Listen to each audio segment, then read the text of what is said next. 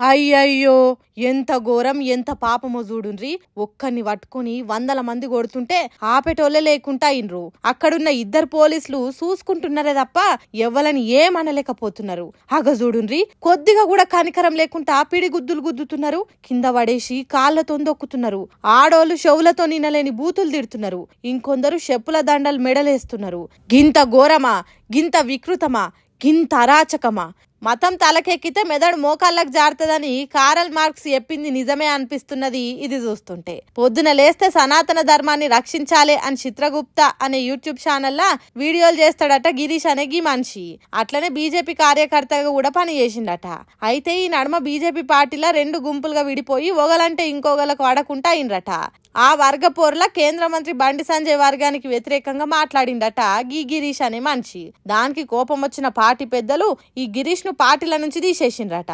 ఇంకేమున్నది, తర్వాత ఇంకింత ఎక్కువనే పార్టీ లీడర్లు చేస్తున్న తప్పులు వరుస పెట్టి చెప్పుడు మొదలు పెట్టిండట. బండి సంజయ్ కార్యకర్తలను లెక్క చేస్తలేడు, వాళ్ళ బాధలు పట్టించుకుంటలేడు, వాళ్ళ ఎదుగుదల గురించి ఆలోచన చేస్తలేడు. తను కూడా ఓ సామాన్య కార్యకర్త నుంచే ఎదిగినోడు కదా, ఎందుకు వాళ్ళని ప్రోత్సహిస్తలేడు అని కేంద్ర సహాయ మంత్రి మీద పొట్టు మాట్లాడిండట. ఇంకేమున్నది, బండి సంజయ్ అంటే బాగా ఇష్టం ఉన్నోళ్ళు ఇగో గిట్ల గిరీష్ అన్న మీద దాడి చేసిండ్రు. చూడుండ్రి, పోలీస్ జీపు లైట్ ఎక్కిస్తే అటుపక్క డోర్ తీసి ఎట్లా కొడుతున్నారో. ఆడోళ్ళు మొగోళ్ళు ఎవ్వలాగుతలేరు. ఏమన్నంటే ధర్మం కోసం సత్యం కోసం ఏమైనా చేస్తామన్నట్టు కొట్టిండ్రు. అయితే గిరీష్ కూడా యూట్యూబ్ లో ధర్మం కోసం ఏమైనా చెయ్యాలి అని రెచ్చగొట్టే మాటలు మాట్లాడేటోడు. మోడీ లీటర్ పెట్రోల్ 500 చేసినా కొంటాం అనేటోడు. దేవుని పేరుతోని ఎవరన్నా పాటలు పాడినా వాళ్ళకు ఫోన్లు చేసి లైవ్లు అనేది ఇట్టేటోడు. అంతు చూస్తాం ఆట ఆడుకుంటాం అనేటోడు. అప్పుడు ఈ గిరీష్ మనిషి అన్న మాటలే ఇప్పుడు వీళ్ళు పాటిస్తుర్రు.